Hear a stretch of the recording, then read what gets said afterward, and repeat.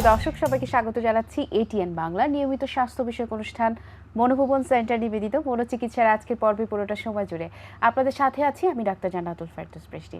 দর্শক, প্রত্যেকটা মানুষের জীবনে অ্যাম্বিশন, চাওয়া পাওয়া এগুলো থাকবে, এটা স্বাভাবিক। কিন্তু সেটা যেন এমন মাত্রায় না হয় যে কোনো কিছু না পেলেই আমি মানসিকভাবে অসুস্থ হয়ে পড়ি। অর্থাৎ অতিরিক্ত চাহিদা থেকে মানসিক রোগ, এটা খুব কমন আজকালকার সময়। তাই বিষয়টা নিয়ে আলোচনা হওয়া প্রয়োজন একজন মানসিক রোগ বিশেষজ্ঞের সাথে। তাই আমরা অনুষ্ঠানের আলোচনার বিষয় নির্ধারণ করেছি বস্তুবাদ এবং মানসিক সমস্যা। এ বিষয়ে কথা বলার জন্য আমরা আজকে আমন্ত্রণ জানিয়েছি অত্যন্ত স্বনামধন্য একজন মনোরোগ বিশেষজ্ঞ, মানসিক রোগ বিশেষজ্ঞ ডাক্তার মোহাম্মদ হারুনুর রশিদ, যিনি দীর্ঘদিন ধরে সহযোগী অধ্যাপক হিসেবে মানসিক রোগ বিভাগে আছেন delta medical college and hospital. এই বিষয়ে রোগীদেরকে সফলভাবে চিকিৎসা দিচ্ছেন। নিয়ে যাচ্ছি অতিথির কাছে। স্যার আসসালামু আলাইকুম, স্বাগত আমাদের আজকের পর্বে। স্যার কেমন আছেন? আলহামদুলিল্লাহ। স্যার আসলে খুব সুন্দর একটি বিষয়, আমার কাছে মনে হচ্ছে যে খুব ইম্পর্টেন্ট একটা বিষয় এই সময়ের জন্য। কারণ এখন আমাদের সবারই চাহিদাটা অনেক বেশি, আবার সেটা দেখা যাচ্ছে এমন পর্যায়ে চলে গেছে যে এটা আমি কেন পাচ্ছি না, সেখান থেকে মানসিক রোগ, সেখান থেকে আরও অনেক ভয়াবহ অনেক কিছু হচ্ছে, যেটা আসলে ওই বিষয়টাকে আমরা ভুলে যাচ্ছি যে এটার কারণে হচ্ছে।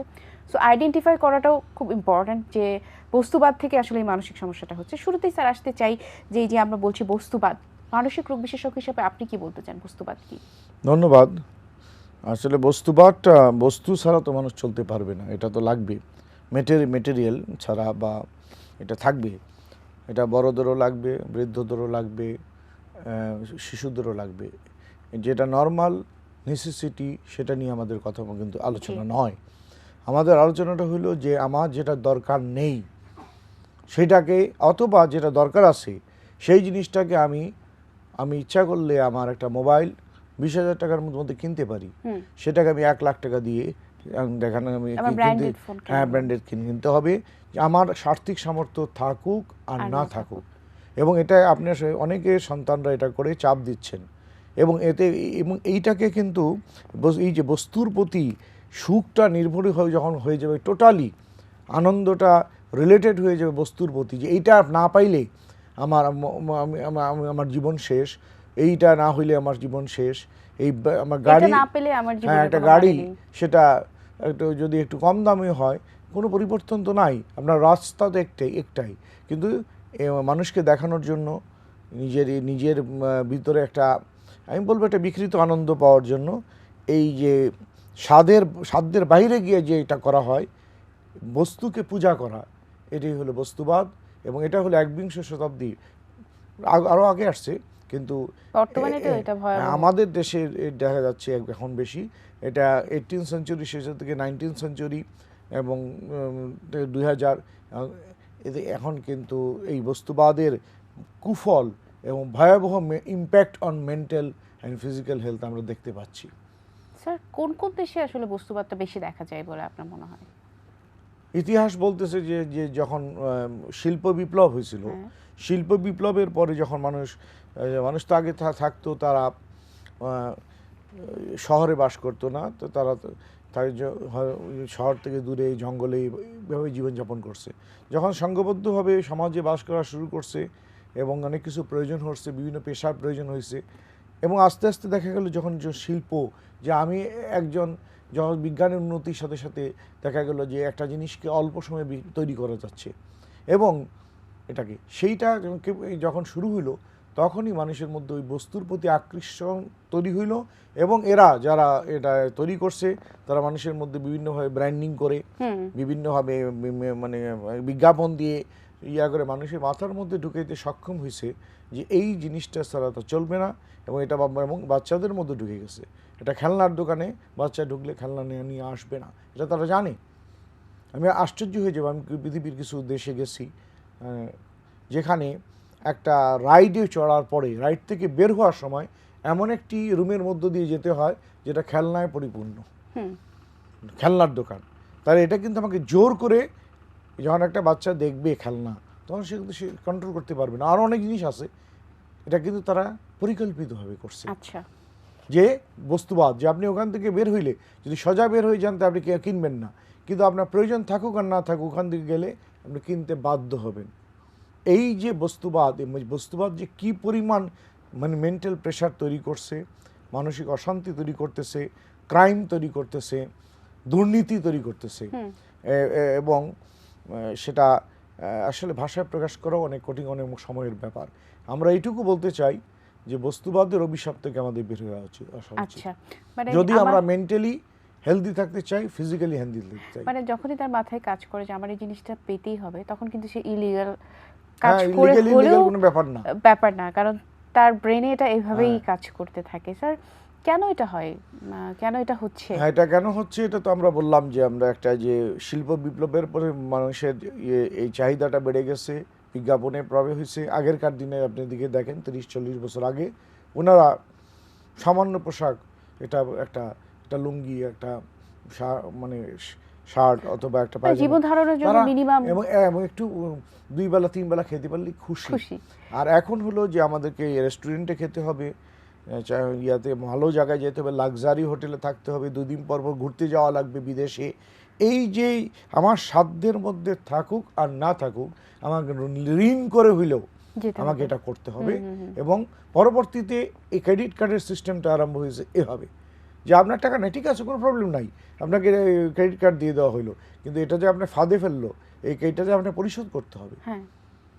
আমরা আগে করতাম কি, আমরা আজকের ইনকাম দিয়ে বা গতকালের ইনকাম দিয়ে আমরা আমার বস্তুটাকে কিনতাম, আর এখন আমি করতেছি আমার ফিউচার ইনকাম দিয়ে আমি কিনতেছি।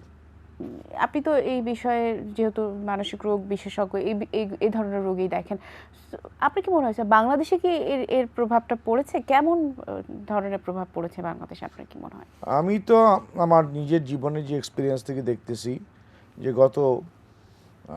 আমার কাছে মনে হচ্ছে 15 to 20 ইয়ার্স এটা ভয়াবহ এক প্রভাবে পড়ছে বস্তুবাদ। এর আগে আমি এটা লক্ষ্য করিনি। আমি এর আগে দেখিনি মানুষ অল্পতে তুষ্ট থাকতো, এবং অল্পতে তুষ্ট থাকতো, তার উপর তো চাপ ছিল না। এবং দেখেন, আপনি যদি একটা ক্লিনিক করেন, আপনি যদি একটা কোনো কিছু করেন, প্রয়োজন নেই এটাকে মানে ডেকোরেশন করে করে আন্দাজি পয়সা নষ্ট করা, এবং এই পয়সাটা কিন্তু আবার উঠানো হয় যারা কনজিউম করে তাদের উপর দিয়ে। তা যেটা আমার প্রয়োজন, নেসেসিটি, সেটা পূরণ করতেই হবে, এটা করণীয়। কিন্তু যেটা আমার প্রয়োজন নেই, আমি আমার একটা গাড়ি আমি ইচ্ছা করলে 10-15 লাখ টাকা কিনতে পারি, সেটা আমরা এই করোনা মহামারীর মধ্যেও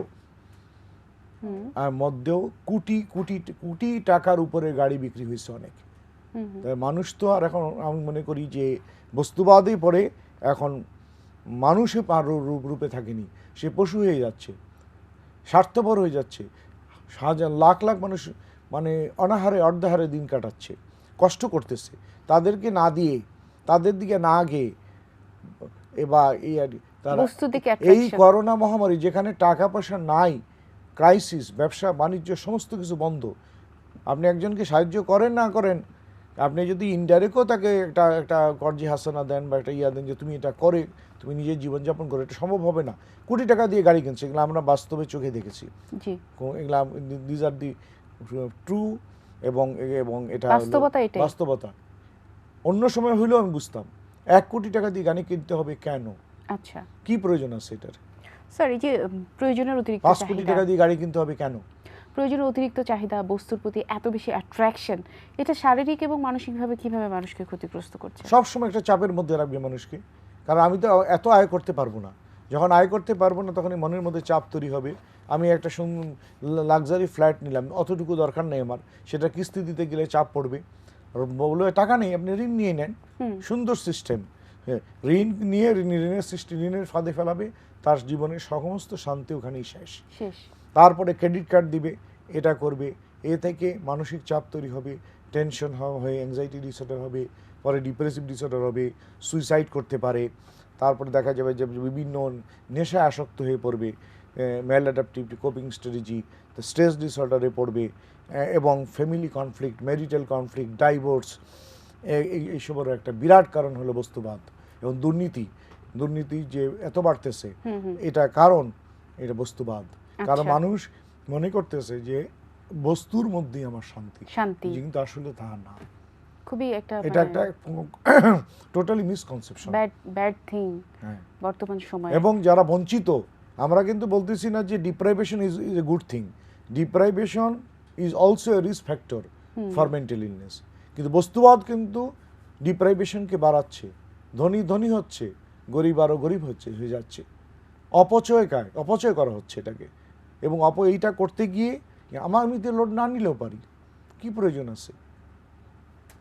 কিন্তু এই জিনিসটা আমরা মানুষ দাবি করি যে আমরা সৃষ্টির সেরা, আমরা অনেক বুদ্ধিমান, কিন্তু মানব প্রবর্তিত যতগুলো আইন করা হয়েছে সবগুলোদের মধ্যে মানুষ কিন্তু শেষ পর্যন্ত নিজের ট্র্যাপে নিজেই পড়ছে।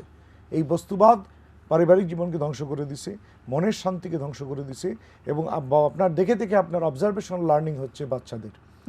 বাচ্চারাও মনে করতেছে, আমি বলতেছি না বাচ্চাদের লাগবে না, কিন্তু বাচ্চাদের চাহিদাটা কিন্তু আমরা বৃদ্ধি করতেছি। যখন আমি দিব তখন আরেকজনের বাচ্চা দেওয়ার ক্ষমতা নাই, সে কি ডিপ্রাইভড, এটা দেখে কষ্ট পাবে না? তো তার চেয়ে আমি যদি একটু কমের মধ্যে অভ্যাস করতাম, তো আমি নিজের বাচ্চাকেও দিতে পারি, আরেকজনকেও একটা গিফট দিতে পারি। বাচ্চাদের কথা বলতেছি আমাদের। তারপরে বিভিন্ন বিয়ের অনুষ্ঠানে গেলে খুব দামি গিফট নিয়ে যেতে হবে, দামি জায়গায় আমাদের ঘুরতে যেতে হবে, লাক্সারি। আগের সময় যেটা দেখা যেত যে মানুষ পার্কে, নদীর পাশে যে আনন্দ পেত, এখন রেস্টুরেন্ট কেন্দ্রিক হয়ে যাচ্ছে সবকিছু। পার্কে গিয়ে একটু বাদাম খেলেই খুশি হয়ে যেত, বাট এখন কমপ্লিটলি রেস্টুরেন্ট কেন্দ্রিক হয়ে যাচ্ছে। এটা আসলে কনজিউমারিজম, বাণিজ্যিক একটা এনভায়রনমেন্ট। যারা এই কাজটা করতেছে তারা কিন্তু বুঝে শুনেই করতেছে, এবং আমাদের চাহিদা অনুযায়ী করতেছে তারা, যেটা স্বাদ এবং সাধ্যের মধ্যে তফাৎ লাগবে। আমরা আয় কত, এই জন্য দেখেন বেশিও মানুষের কাছে দেখবেন টাকা চাইলে পাওয়া যাবে না, কোনো বিপদের সময় বলবেন আমার সেভিংসটা কমে যাচ্ছে, সেভিংস নাই, আপনার জীবনে বিপদ আসবে না। আমরা তো সোশ্যাল কান্ট্রি এখন হইতে পারিনি, কানাডা বা অন্যান্য যে সোশ্যাল কান্ট্রি, চিকিৎসার ব্যয়ভার সরকার বহন করবে পুরোপুরি, এইরকম স্টেজে আমরা এখনো পৌঁছাইতে পারিনি। আচ্ছা হ্যাঁ স্যার, বস্তুবাদ থেকে আসলে আমরা কিভাবে বের হয়ে আসতে পারি, কিভাবে আমরা প্রকৃত শান্তিতে আসতে পারি, সেই বিষয়টা নিয়ে আলোচনা আসবে। দর্শক, ডাক্তার মোহাম্মদ হারুনুর রশিদ স্যারের সাথে আমরা আলোচনা করছি বস্তুবাদ এবং মানসিক সমস্যা, মূলত অতিরিক্ত চাহিদাকে কিভাবে কমিয়ে আনা যায়, মানসিক রোগের পর্যায়ে কিভাবে না পড়ে, সেই বিষয়টাকে আমরা তুলে ধরার চেষ্টা করছি। নিয়ে যাচ্ছি অতিথির কাছে। স্যার, এবারে যে বিষয়টা আমরা আসতে চাই, যে এক্সপেকটেশন অতিরিক্ত বেশি এখনকার মানুষের, প্রত্যেকটা মানুষের। আমি নিজেও বলতে পারি না যে আমার এক্সপেকটেশন কম, আমাদের প্রত্যেকের ভিতরে এই বিষয়টা কাজ করছে, বিকজ অফ আমাদের সারাউন্ডিংসটা বা আমাদের বেড়ে ওঠাটাই হয়তো এরকম। দেখা যাচ্ছে পরীক্ষায় কম নাম্বার পেলে সেটাকেও আমরা মেনে নিতে পারছি না, এবং এটা এত ফ্রাস্ট্রেশনের পর্যায়ে চলে যায়। মাঝে মাঝে কিন্তু আমরা রেজাল্টের পর দেখি যে A+ না পাওয়ায় আত্মহত্যা, শিক্ষার্থীর আত্মহত্যা, এত নাম্বার না পাওয়ায় শিক্ষার্থীর আত্মহত্যা। মানে এটা একটা সামাজিক সমস্যায় দাঁড়িয়ে গেছে। স্যার, এটা কেন হচ্ছে, এটা সমাধান কি? এটাও হলো মানুষের যে বস্তুবাদ থেকে এই জিনিসটা আসছে, যে এবং স্টেরিওটাইপ বিহেভিয়ার আমাদের মধ্যে, যে না আমাদের পৃথিবীতে বেঁচে থাকার একটাই পথ আছে, সেটা হলো সবাইকে পড়তে হবে, পড়ে খুব ভালো রেজাল্ট করতে হবে, ভালো রেজাল্ট করে বড় চাকরি পেতে হবে, অনেক আয় করতে হবে, এই জিনিসটা। কিন্তু এর বাইরেও যে পরীক্ষাতে ভালো কম নাম্বার পেয়েও যে একজন জীবনে সফল হইতে পারে, আরও যে অনেক রাস্তা আছে, অনেক ওয়ে আছে, আমরা আমাদের সন্তানদেরকে বা ওনারা এটা দেখান না। ওয়ারেন মানে বিল গেটস উনি নিজে পাস করতে পারেননি, উনি এবং আমাদের দেশও আছে যারা কলম দিয়ে স্বাক্ষর করতে পারে না। আমি লেখাপড়াকে নিরুৎসাহিত করতেছি না, কিন্তু বলছি দিস ইজ দি, উনি ওই ব্যক্তি কি বুদ্ধিহীন?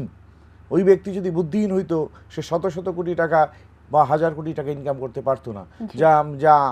যা শিক্ষিত লোকেরা না খেয়ে মরে শেষ বয়সে, যখন রিটায়ারের পরে বিনা চিকিৎসায় মারা যায়। কিন্তু ওই ব্যক্তিকে কি আমরা বোকা বলবো? না, সে বোকা না, সে জানে, সে তার মধ্যে স্রষ্টা এমন কিছু প্রতিভা দিয়েছেন যে প্রতিভাটা অন্যদের মধ্যে দেননি। পরীক্ষা বা নাম্বার দিয়ে এটা অ্যাসেস করা যাবে না। আলবার্ট আইনস্টাইন পদার্থবিদ্যা এই পর্যন্ত তাকে কেউ ক্রস করতে পারেনি, উনি কিন্তু স্কুলে গাধা হিসেবে পরিচিত ছিলেন, কিন্তু উনি যে কাজটা উনি করতে পারছেন, সেই কাজটা শত শত বছর পরেও কেউ করতে পারতেছে না। উনি যে পদার্থবিদ্যায় যে অবদান রেখে গেছেন, এইরকম প্রত্যেকটা সেক্টরে এটা অবদান রাখা সম্ভব। আমাদের খালি বলবো পড়াশোনাকে নিরুৎসাহিত করবো না আমরা, কিন্তু একজন পড়াশোনা পারলো না দেখে তার জীবন সব শেষ।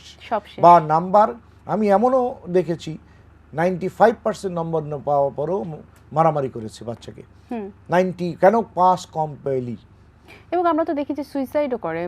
সে তো করবে, একটা বাচ্চা যখন 95% নম্বর পাওয়ার পর তাকে মারামারি করা হবে, তখন 99% কেন মারলি। এবং আমি আরেকজনের কথা শুনছি যে যিনি কেবলমাত্র মনে হয় ফার্স্ট এন্ড না করার জন্য ওনাকে বাসা থেকে তার বের করে দেওয়া ওনার উন্মাদ পিতা বের করে দিয়েছিল। ক্যারিয়ার লাইফে অনেক ইম্পর্টেন্ট।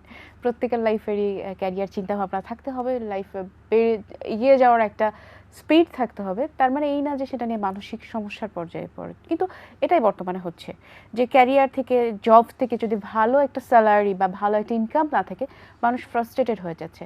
সেক্ষেত্রে স্যার কীভাবে আমরা এটা থেকে বেরিয়ে আসতে পারি? ধন্যবাদ। আসলে job satisfaction is a very important thing. আমরা কিন্তু বারবার এক কথা বলছি, নেসেসিটিকে আমরা অস্বীকার করি না।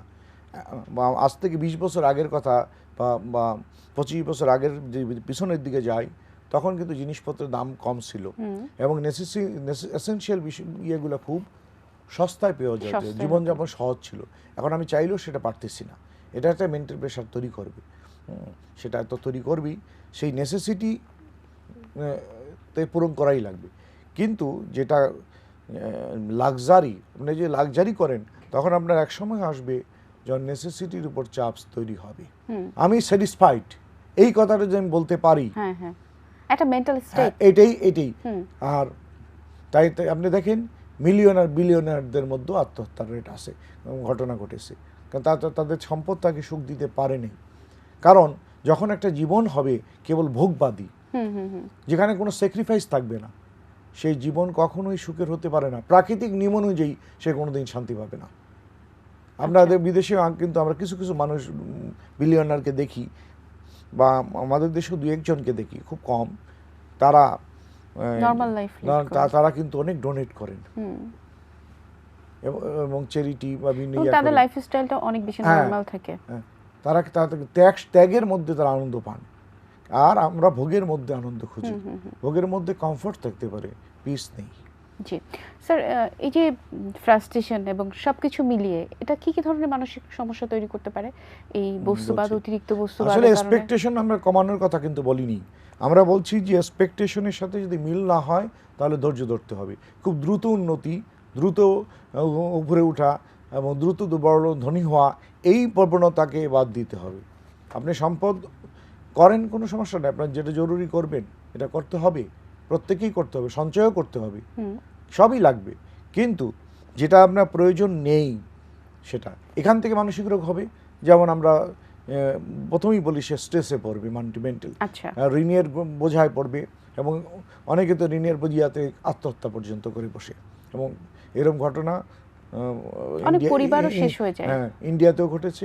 এবং আপনি এখান থেকে anxiety disorder, depressive disorder, stress disorder, তারপরে অবসেসিভ কম্পালসিভ ডিসঅর্ডার, তারপরে ম্যারিটাল কনফ্লিক্ট, ডিভোর্স, এবং আপনি দেখবেন প্রত্যেকটা পরিবারের মধ্যে আলোচনার বিষয়বস্তু হলো টাকা এবং সম্পদ। বাবা মারা গেছে, 10 বছরও সেটেল হয়নি, ওই সম্পদ কেউ ভোগ করতে পারে না। ওইটা মামলা করতেছে, মামলা চলতে চলতে তার জীবন শেষ, তার কবরে সে চলে যাবে। কিন্তু তার নিজেদের মধ্যে তারা একটু আন্ডারস্ট্যান্ডিং করলে, এবং নিজেদের সম্পর্কগুলো আসে। এমন কোনো ফ্যামিলি খুঁজে পাওয়া মনে হয় যাবে না যেখানে অর্থ এবং সম্পদ নিয়ে কনফ্লিক্ট নাই। এটা খুব রেয়ার। এবং একজনকে ঠগানোর যে প্রবণতা, এইটাও তৈরি হয়েছে এই কনজিউমারিজম। কারণ আমি তো করে ফেলছি, আমি এমন একটা বাড়ি কিনে ফেলছি বা এমন একটা ফ্ল্যাট কিনে ফেলছি যেটা আমি কিস্তি দিতে পারতেছি না, তখন তো আমাকে অসৎ পথে যেতেই হবে। উপায় নাই। আমি ট্র্যাপে পড়ে গেছি, ট্র্যাপ থেকে বের হওয়া খুব কঠিন। কারণ আমরা যেটা আমাদের মানসিক স্বাস্থ্যের সাথে যেহেতু এটা রিলেটেড, ফিজিক্যাল হেলথের সাথেও রিলেটেড, কিন্তু মানসিক স্বাস্থ্যের সাথে যেহেতু রিলেটেড, এই জন্য আমরা কিন্তু রোগের রুটে যাই। আমরা অ্যাংজাইটি ডিসঅর্ডার আসলে আমরা ওষুধ দিয়ে দিলাম, একটু রিল্যাক্সেশন ট্রেনিং দিয়ে এটাতে কোনো লাভ হবে না, তার কোনোদিন স্থায়ী সমাধান হবে না। একটা রোগের কারণ যদি ব্যাকটেরিয়া হয়, ভাইরাস হয়, সেইটাকে তখন নির্মূল করা না যাবে কেবল সিমটোমেটিক যে প্যারাসিটামল খাওয়ে বা দিয়ে, এটা কিন্তু এটাকে সমাধান করা যাবে না। অতএব এটা কিন্তু আমরা প্যারাসিটামল দিয়ে আমরা কিন্তু সিমটোমেটিক জোর করে এটাকে দাবিয়ে রাখতেছি। আমার খুব খারাপ লাগতেছে, আমি মেডিটেশন করে এটাকে রিলিফ করলাম, এটাও হবে না। কারণ আমাকে মূল জায়গায় যেতে হবে, আমার লাইফস্টাইলকে ঠিক করতে হবে, প্রবলেমের জায়গাটাকে সলভ করতে হবে। আপনার যদি রোগের কারণ কনজিউমারিজম না হয়, তাহলে আপনার এটা কোনো প্রয়োজন নেই। কিন্তু কনজিউমারিজম বা ক্যাপিটালিজম অথবা মেটেরিয়ালিজম মানুষকে যে যে একটা অশান্তিময় জীবন দিয়েছে, বিভীষিকাময় জীবন দিয়েছে, এবং বিদেশে তো আত্মহত্যার রেট অনেক বেশি, অনেক বেশি। আমাদের দেশে তো কম, আমাদের দেশের এখনো কম। আমাদের দেশে But আমরা আসছে। আমরা তথাকথিত যারা কারণ এই যে শিক্ষিত সোশ্যাল মনে করি মিডিয়া নিজে, এবং সবকিছুর হ্যাঁ, প্রভাবে এগুলো তবুও আপনি দ্রুত দেখেন, চলে আপনি আসছে। দেখেন একটা রিকশাওয়ালার দিকে তাকিয়ে দেখেন, একজন শ্রমিকের দিকে, যারা যারা হালাল ইনকাম করতেছে, যারা হালালভাবে করতেছে, যারা দেখা যাচ্ছে রাস্তায় ঘুমাচ্ছে, রাস্তায় তাদের মুখেও হাসি আছে, তারাও কিন্তু স্যাটিসফাইড তার জীবন নিয়ে। নাইলে তো বাংলা এদের একজনের বাঁচে থাকার কথা ছিল না। কথা ছিল। আর আমরা অনেক কিছু পেয়ে এসি রুমের মধ্যে থেকে ঘুম আসে না, আমাদের কোনো শান্তি নেই। এবং সব ঝগড়া, ম্যারিটাল কনফ্লিক্টের যদি কারণ খোঁজা হয়, 80% ক্ষেত্রে হলো এই মানি অথবা বস্তুবাদ। বস্তুবাদ। বস্তু স্যার এখন এখান থেকে আসলে সমাধানটা কি? আপনার কাছে কি মনে হয় কোন কোন জায়গায় কাজ করা উচিত? আর যদি কারোর ভিতরে বস্তুবাদটা অতিরিক্ত পর্যায়ে কাজও করে, সেক্ষেত্রে কি তারা আপনাদের শরণাপন্ন হতে পারে? কোনো সলিউশন আছে বা কিভাবে আমরা এটা সমাধান করতে বস্তুবাদের পারি? জন্য কেউ আমাদের কাছে আসবে না। এটা তারা যখন মানসিক অসুখে পড়বে, তারা আসবে, যা ঋণের বোঝায় পড়বে, যখন সে আত্মহত্যা করার অবস্থা হবে, ওই সময় আসবে, যখন তার আইসিইউতে যখন অবস্থান করতেছে তখন। কিন্তু আমরা চাই যেটা, যে এই ম্যাটেরিয়ালিজম বা বস্তুবাদ বা ক্যাপিটালিজম অথবা কনজিউমারিজম জোর করে আমাকে এটা দিয়ে কেনাচ্ছে, আমাকে মোটিভেট করে আমাকে বা আমাদেরকে মোটিভেট করে ওই জিনিসটা যেটা আমার প্রয়োজন নাই সেটা কিনাচ্ছে। প্রলোভন। এটা সচেতনতা করতে হবে। এই জনসচেতনতা গড়ে ওঠায়, এবং প্রত্যেকটা মানুষ যদি বুঝতে পারে যে এটাকে আমি ঠকতেছি, আমি লুজার হচ্ছি, আই অ্যাম লুজার, যে বিক্রি করতেছে সে গেইনার। জি। এবং বস্তুবাদের এত ভয়াবহ রূপ যে আপনি দেখেন, এটা আমি কারো স্পেসিফিক, প্রত্যেকটা জায়গাতে ভালো এবং খারাপ দুইটা আছে। কিন্তু গার্মেন্টসের অনেকে বলে তারা লসে ব্যবসা করে।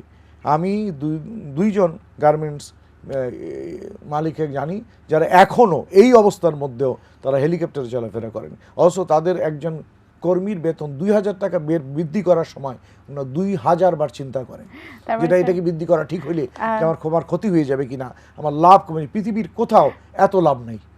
স্যার আপনাকে অনেক ধন্যবাদ। ধন্যবাদ। আজকে আমরা একদম শেষ পর্যায়ে চলে এসেছি, এত সুন্দর বিষয়গুলো, সামাজিক সমস্যাগুলো সচেতনতা দরকার আমাদের। আলোচনায় তুলে আনার জন্য স্যার আপনাকে অনেক ধন্যবাদ। ধন্যবাদ। দর্শক, এই ছিল আমাদের আজকের আলোচনা অনুষ্ঠানের একেবারে শেষ পর্যায়ে চলে এসেছি। চাওয়া পাওয়ার তারতম্য ফারাক থাকবেই লাইফে, তবে সেটাকে মেনে নিতে হবে, সেটাকে একটা ব্যালেন্স করে চাওয়া এবং পাওয়ার মাঝে একটা তারতম্যকে নিয়ে এসে লাইফটাকে মেন্টালি স্যাটিসফাইড থেকে লাইফটাকে সামনের দিকে মুভ অন করতে হবে। আর এটাই জীবন, এটাকে বিশ্বাস করতে হবে, ভালোবাসতে হবে, সেলফ লাভ বাড়াতে হবে। আমি ডাক্তার জান্নাতুল ফেরদৌস বৃষ্টি, দর্শক আজকে এখানেই বিদায় নিচ্ছি। আপনাদের সবার জীবন অনেক সুন্দর হোক, সুস্থ থাকেন আপনারা সবাই, নিরাপদে থাকেন, আর অবশ্যই এটিএন বাংলার সাথেই থাকেন। আল্লাহ হাফেজ।